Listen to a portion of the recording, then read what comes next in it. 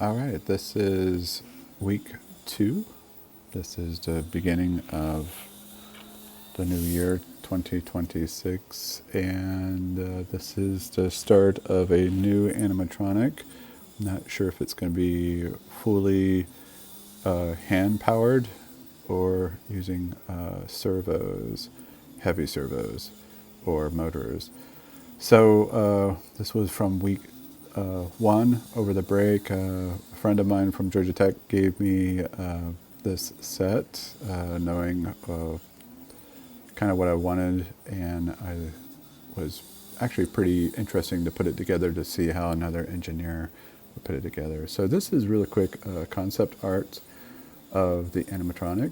So you can see it has a little bit of a suggestion of the other forms, but it's going to be a lot taller. You can see that almost 9 foot tall. So the idea is to replicate this.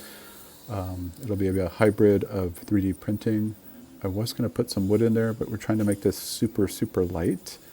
Just knowing how the contraption right now is really light. So here I'm just using calipers and replicating it.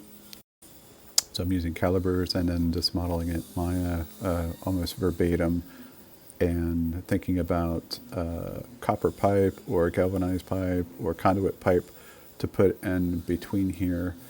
So I may run some felt in between so there's not as much friction against metal to really brittle plastic. So this is the first go around, and then that centerpiece, also working on that design too. So anyways, you can see how it works. I'm going to try to get it up to 4 or 5 of these sections hopefully by Tuesday, and then run some fishing line or some 200-pound Kevlar line in the middle. I'm going to try to replicate the thinness of the wires too. I'm trying to stay away from wires but stick with Kevlar. So this is really quickly, went to IKEA. I love this design. I'm not even sure what it is. I think it's a humidifier. I'm not sure, but I really like it. I really want to use it for maybe a scent design, or set up something speaker or somewhere, something really cool with it. I really like the uniqueness of this design. And that's it for this week.